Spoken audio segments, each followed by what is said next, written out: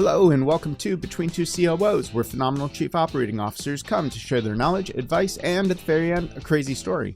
I'm your host, Michael Koenig, and our guest today is Shanaz Hemmati, the COO of ZenBusiness, a platform that makes it wildly simple to launch, run, and grow a business from registration to legal to finance to go-to-market functions like marketing.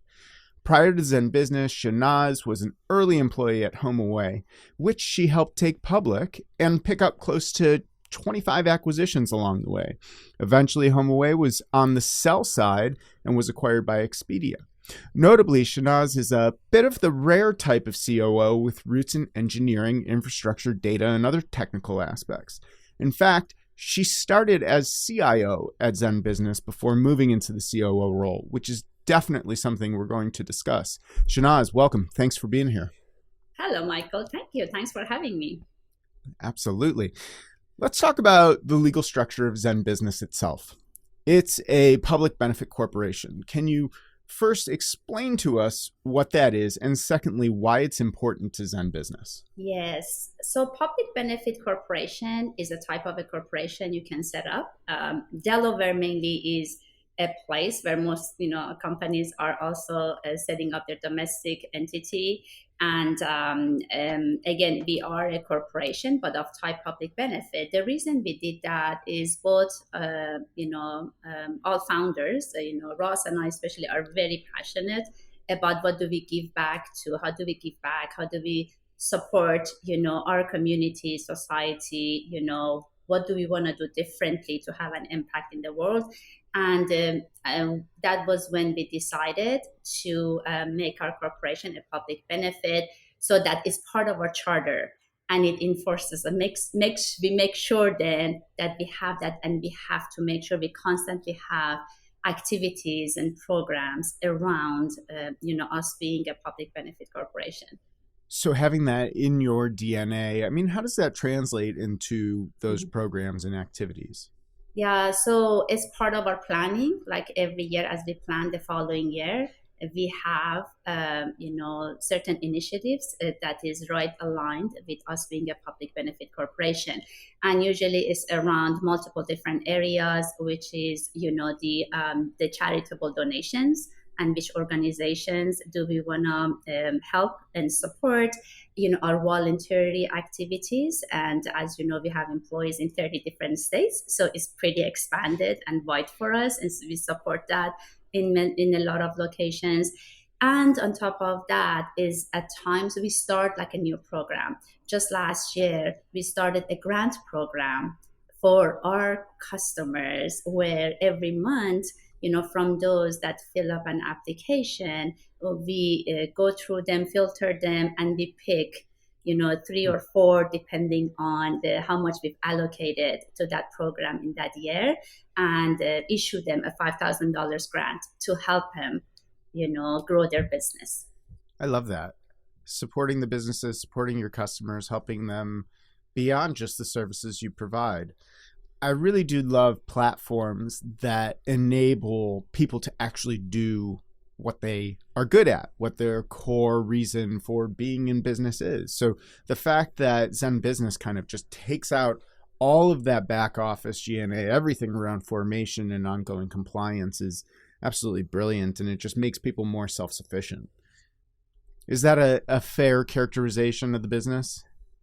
It is. It truly is. And actually, when I joined, this adventure with the rest of the founders, the reason this was like most interesting to me and intriguing as an opportunity was because I've always been very passionate about small businesses and people who have an idea and they want to go be their own boss and do something about it. So to me, this was an opportunity to really enable them, by building this platform, by keeping it simple and easy for them, and providing like educational pieces. Again, putting all of that together is exactly like what you said, is a way in the platform to enable people who are just starting, and really they can use all the help they can get. Like if it's like this one person that's just starting, like there is this one really thing that they are very good at and they want to go focus on, and make that a business versus like all the back office stuff that they have to worry about. And it is quite a bit. If you started a business and handled all of that back office on your own, just going about and registering that first LLC if you wanted to, and then converting it to a C Corp if you were going to raise funding, even though really an LLC isn't. Anyways, I digress. So your areas of responsibility at ZenBusiness are actually quite similar to mine at Two Cows. While we both covered G&A functions, we're also responsible for technical functions like infrastructure engineering and data science. I imagine that's a result of your move from CIO to COO. What was behind that? Yeah, so from early on, when you're just starting a company and there are like few founders, you're just trying to figure out what you want to be, like first year for us was really all about a lot of research and testing and talking to people, talking to potential customers, and then narrowing down on like, we do want to be a platform that makes things easier for the customers.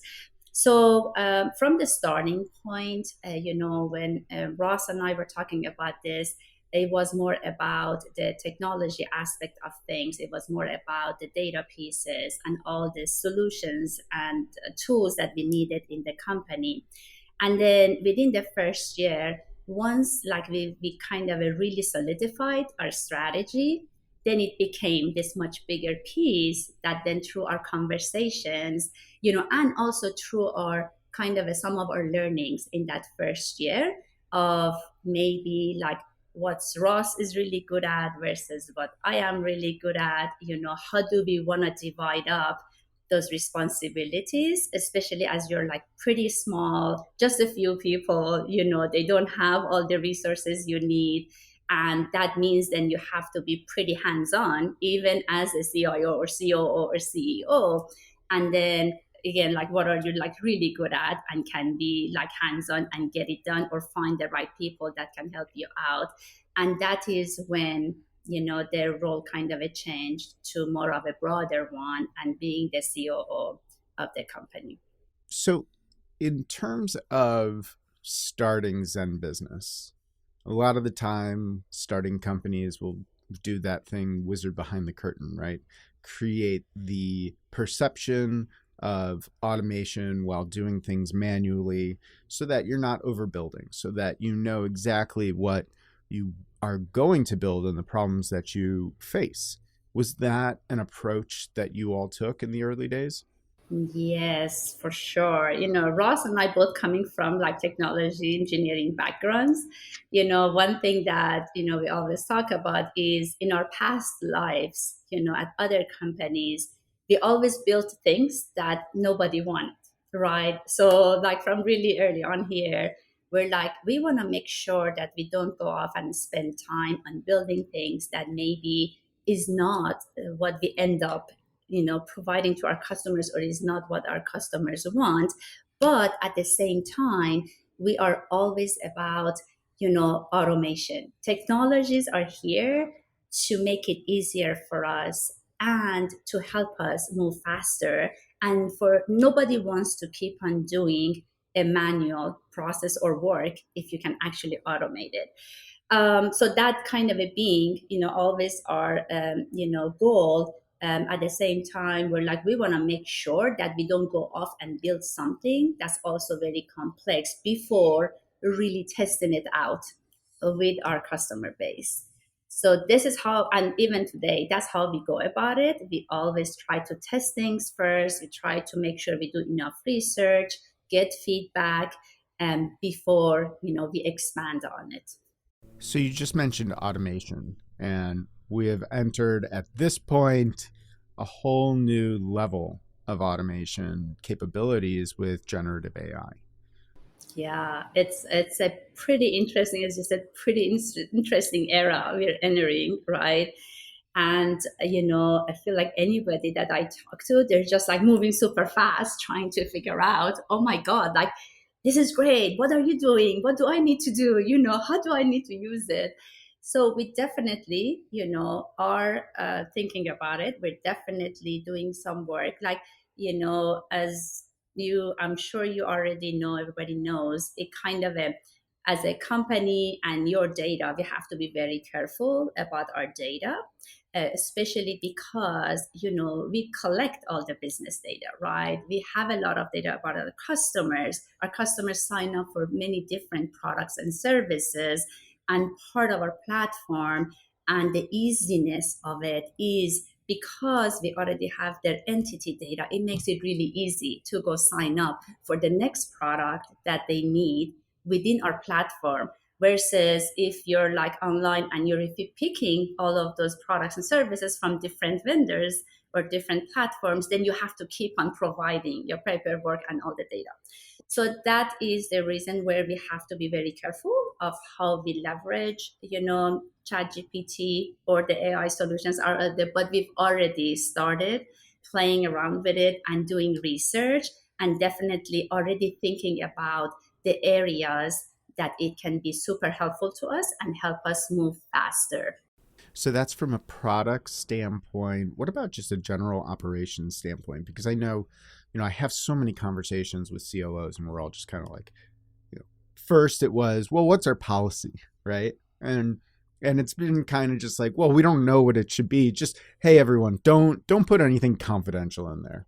Exactly. That's our point too. It's like, do not put anything confidential, but go play with it, right? There definitely are so many areas that, you can save a lot of time in just like typing up, but, kind of becoming good at how do you prompt, right? ChatGPT. What do you ask? How do you ask your question? How do you ask for what you're looking for in order for it to be really super helpful and save you time in what you're trying to do? So it definitely requires kind of some playing around with it and getting used to it. And yeah, I mean, we totally, like, I am encouraging everyone at this point in our company, regardless of whether it's like regarding our building our products or it's on the operations side. It's like, use it and try it. Be careful about the data, but then see this next task that you're going to be working on. Is it like, just try to ask it questions and see if you can leverage it in order to save you time. And there are times that you learn a lot by doing that as well. You're like, oh my God, like this is a great point. Like I should include this in my general email that I'm sending out to everyone. Or, oh, I should be thinking about that if I'm working around the strategy around this area. So definitely, I think, like, again, everybody's trying it. Everybody's like, trying to leverage it as much as possible. And as we know, as a CEO, when somebody asks me, what is your challenges, it's always been, there is a lot that we want to get done and we don't have enough capacity, right? That's always a challenge. And it's a good challenge because then that means you're doing pretty good as a company, especially if you have a lot of stuff on your list that you want to get done.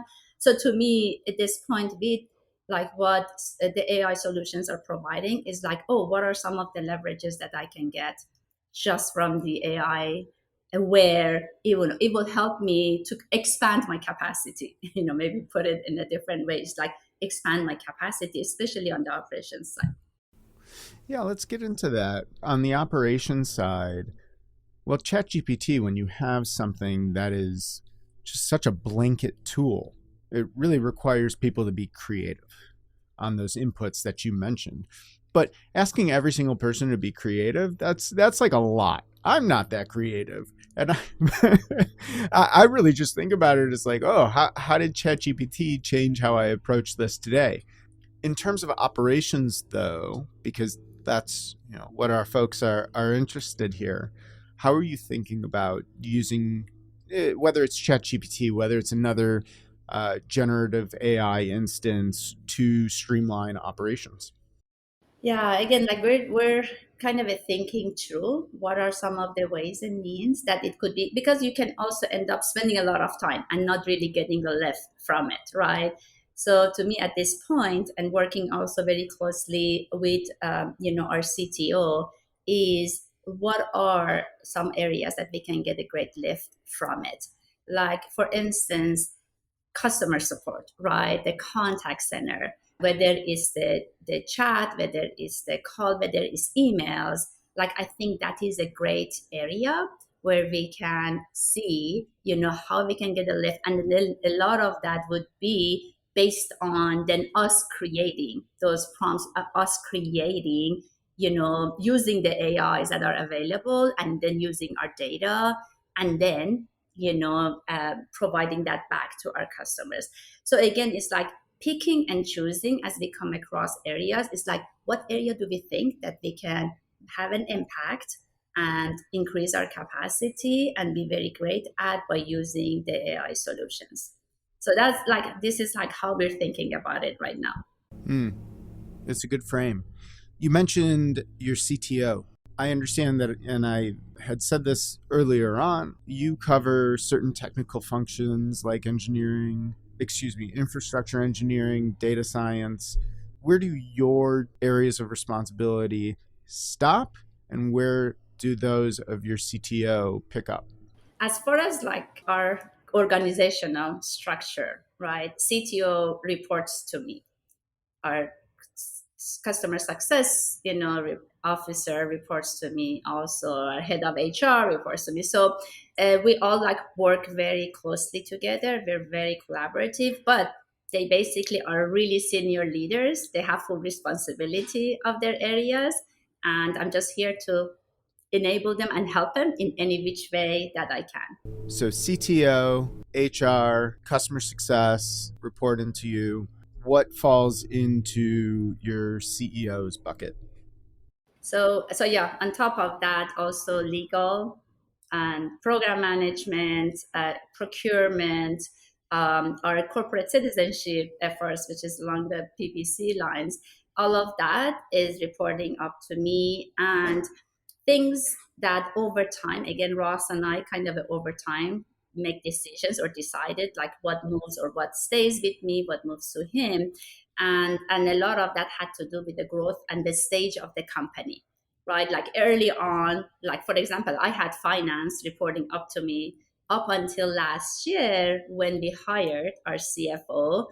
And at that point, also for the stage of our company and how we're thinking of the next phases is, okay, now the CFO is reporting to Ross. So Ross mainly focuses, again, he has like C-level team members reporting to him. So they're pretty senior level.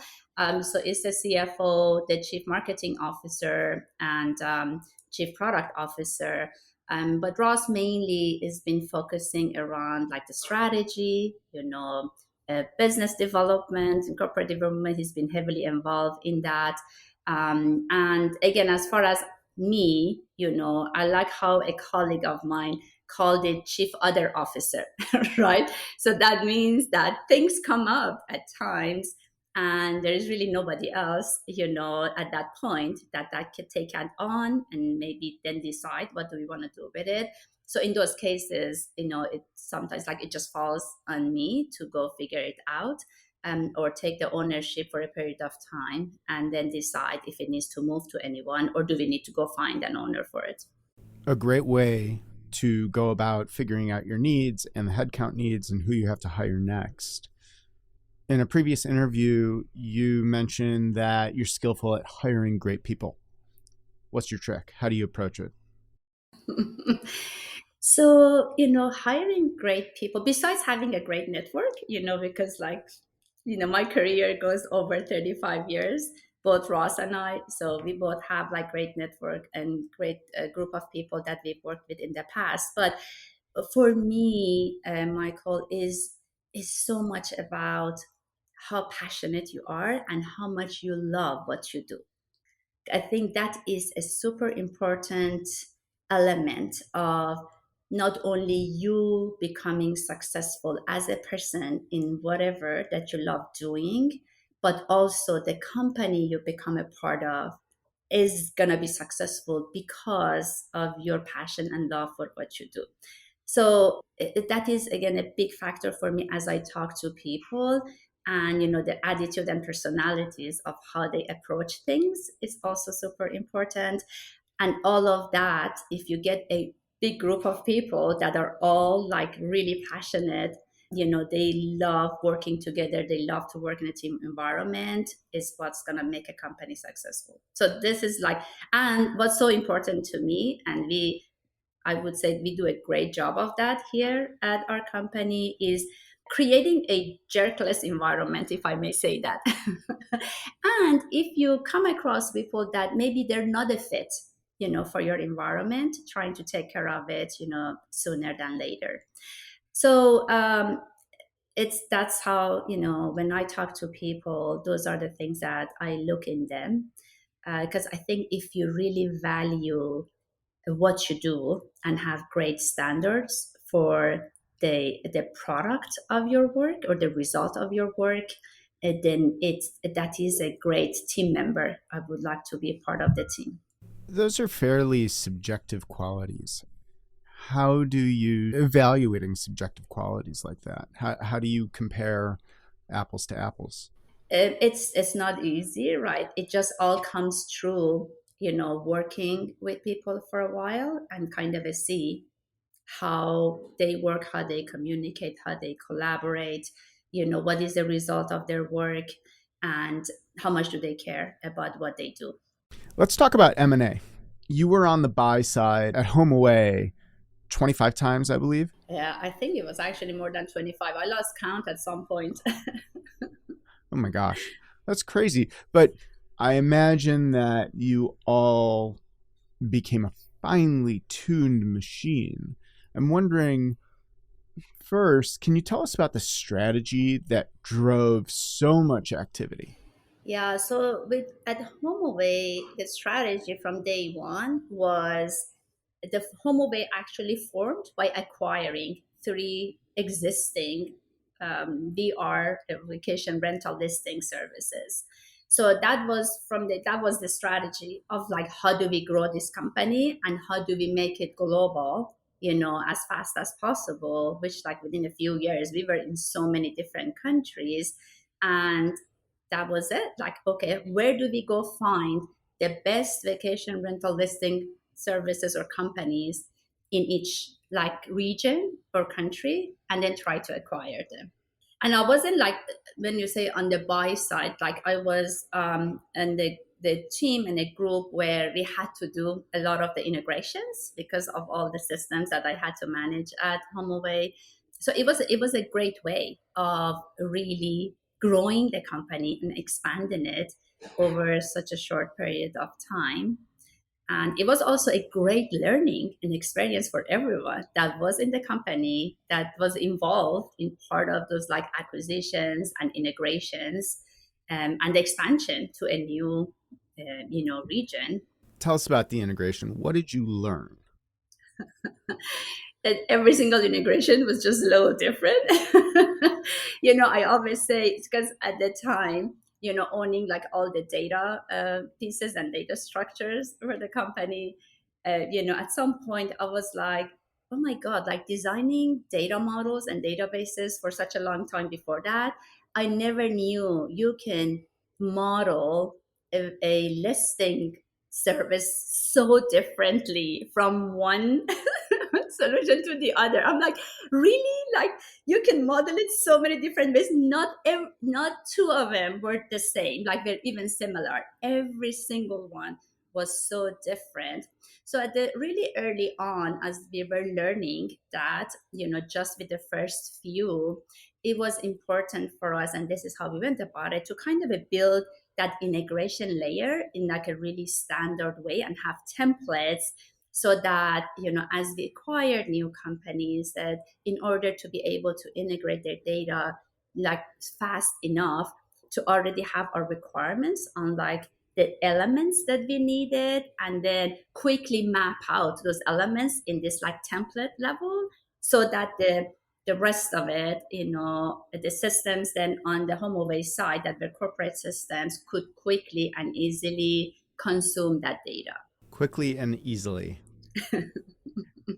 With any sort of integration or merging of completely different data structures, databases, that is super complex. I can't even imagine.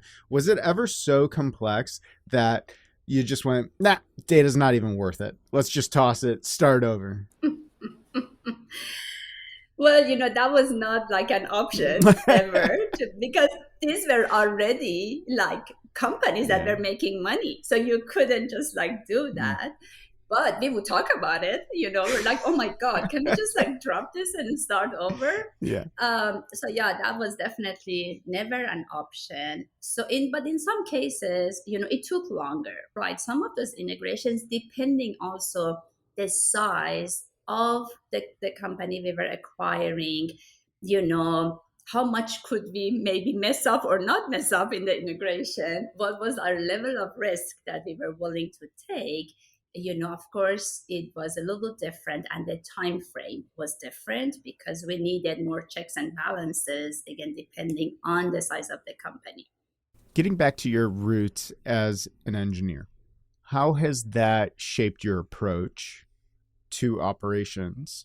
And if there was something to pass on to other ops folks, what would that be? Yeah, I think one thing that has helped me, being an engineer, I think is that being that detail oriented and kind of applying logic maybe or formulas to things, the if then else statements, and kind of remembering, okay, what are all the conditions in this case and how do I want to think about it? I think all of that is it's been helpful to me, kind of taking on this bigger role on operations. But then at the same time, sometimes with engineers, we are too much of, oh, true or false, like that's it, right? And kind of learning how to maybe expand on that a little bit. That is not always like black and white. There might be some grays in between. And what is that? And what does that mean?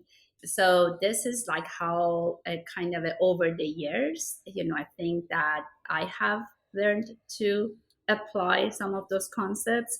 And also as an engineer, we're always thinking about, I just want to build this thing, I just want to build the next new thing and move on, get over. So for me, especially in the role of operations, is thinking about the consumers of what I'm putting in place, right? That becomes a much bigger thing as you become like a COO of the company or do operational work. Is if I'm an engineer and creating this or building this, thinking about the customer side of it and how the customer is going to consume it, and whatever I'm building is super valuable to that customer.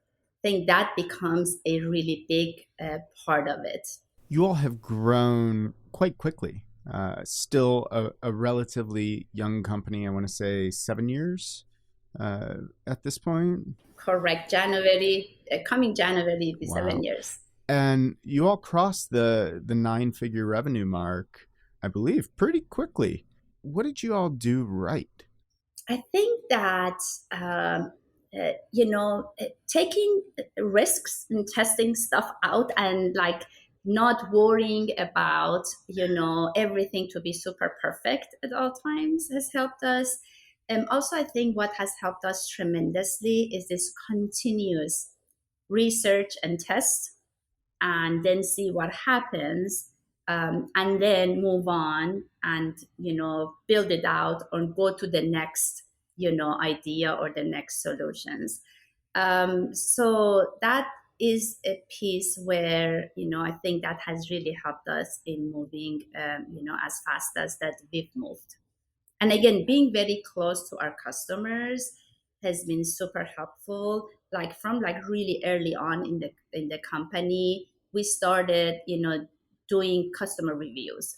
We also did the NPS score. With both of those are done through like third parties, and it was a tool for us to really learn really fast and everything that we do, and then where do we have to improve and make it better or change, and what are the areas that we are good at and keep up with it, right? So I think that all of that, and again start doing those things really early on, has helped us with where we are now. Yeah, and to give listeners a bit of context here, Zen Business has a 4.9 star rating out of 5 on Trustpilot. and a lot of them. So when you're talking about being close to your customers, this is very significant. Now, how do you do that, though, if your clients are mainly SMB? And I imagine that there's quite a bit of scale behind that to cross the 9-figure revenue mark. How do you manage that sort of personalization? How do you manage staying close to customers when you have so many of them? Yeah, so yeah, it's great. We really are proud of our Trustpilot score. As you said, it's not just a few hundred, it's thousands of reviews. And that has, changed over time a little bit. It has been down at some point and has gone up, but we pay very close attention to it because, again, for me, like having happy customers is really important. Like for any business, like if we don't have happy customers, we can't survive and we can't grow as a company. So, how we've again paying close attention to what happens with the customers, and we're on the call with customers constantly. We have ways where we're capturing certain feedbacks from the customer, and we're all like paying attention to that. When it comes to reviews, when it comes to customers commenting on certain things, we make a personal contact with them so that we can learn more and we see what is it that we need to improve. And there has been times actually, through our growth process, because there are things that happen unexpectedly. Like we've had cases where in just over of a couple of months, our traffic grew tremendously. All of a sudden, our number of customer acquisitions grew, but we didn't have enough staff to support that. So what did we have to do? Like jump in very quickly and hire people as fast as possible, but then they also have to go through training. So how can we speed up that process? How can we speed up the process of like hiring and adding capacity? Because our score was going down and we didn't want that. But we knew the main reason for that was the time to respond to the customers, right? So measuring all those KPIs constantly, like your time to response, the level of happiness from the customers, what are they saying, is what has helped us to have quick reactions into where there is a major issue. It's like, how do we need to go fix that? And we also make that super important across the company, right? We make sure that everybody at the company knows how important those KPIs are, so that when something comes up that requires attention, that we're all paying attention to it. We're all in it together to make sure we fix it. What sort of tools are you using for keeping track of KPIs and maintaining visibility? We use Salesforce. That's our, CRM. We have data team that gets data from basically all of our systems, where we can have insights into our data. They've, building structures constantly in like, okay, what is the next data set we want to look at? Our reporting tools like Tableau, we recently got subscription just like last year into Tableau and moving everything in there. And then the data analysts that we have that are also constantly digging into data, based on what they're seeing and what's changing, is also helping us, to dig in further and also find out if there is like now another data set or another piece of data that we need to break down further or start like adding to our structure to be able to dig in easier. So for us, it's just like constant improvement. Like day one, we had pretty small like data set or solutions, and we've been growing very massively in those areas of like data. Data is super important. Like data is power. We say that all the time.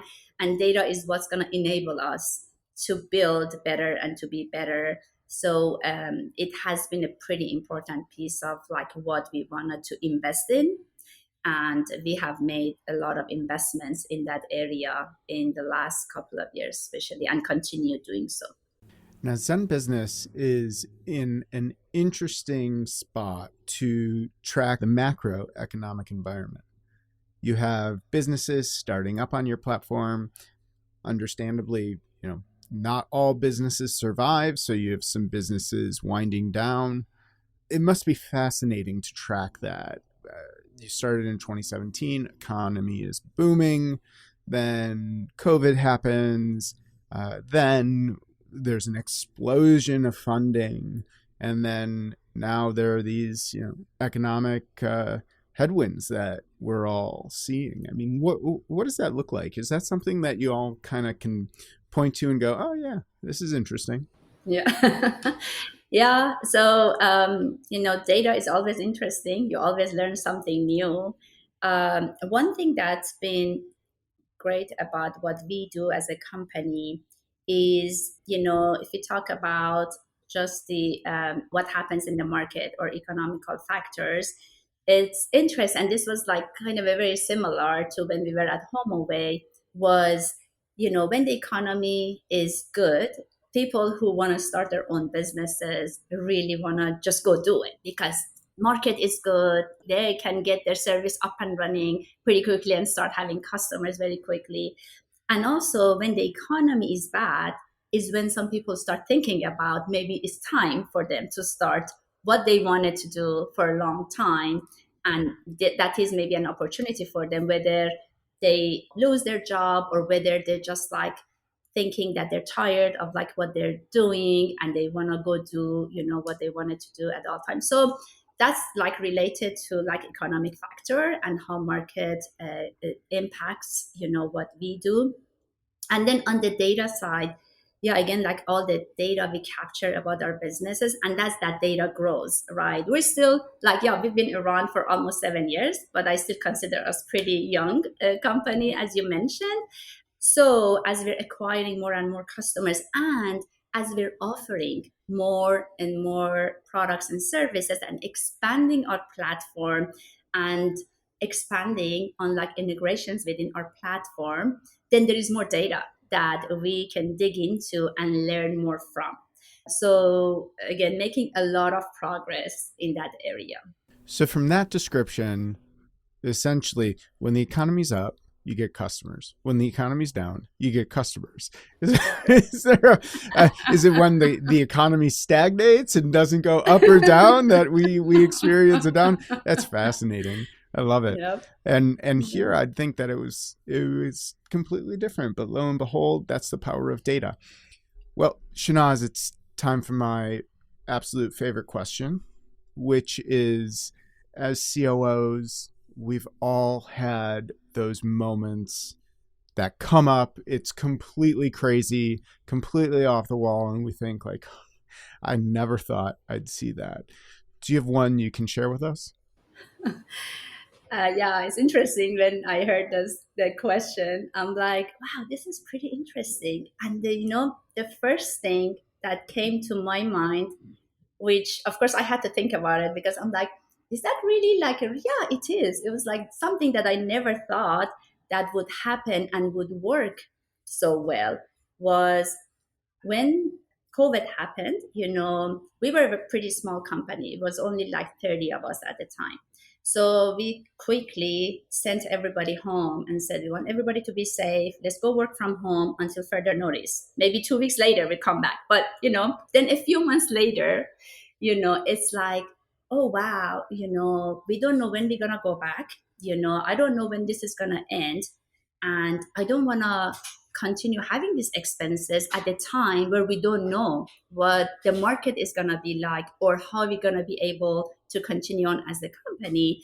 So I'm like, we're closing the office, luckily we were able to get out of the list. We're going to like end all of these expenses that we don't need to be on our financials, and we'll decide later what we're going to do. So at that point, and then continuing into the next following few months, I learned from like everyone at the company that actually this working remotely is working well, right? Everybody's much happier working from home. They're saving a lot of time and money just so that because they don't have to commute back to the office, every day.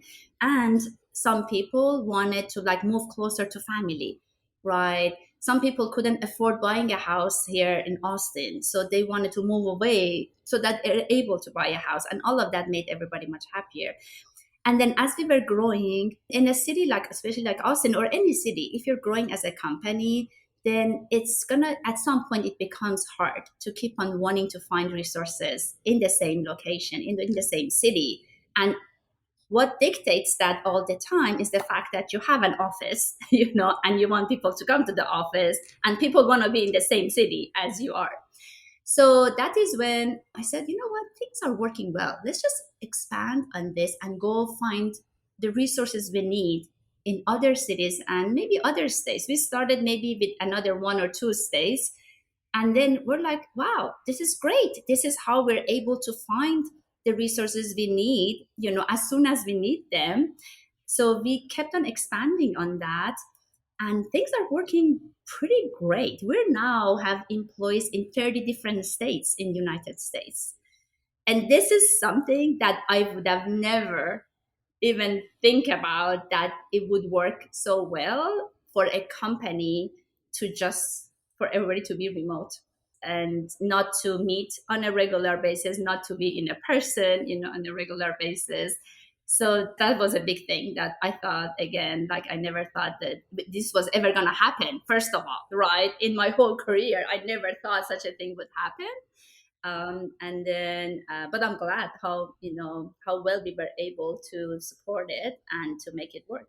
And I'm assuming that you use ZenBusiness for all of those different state registrations to... Of course.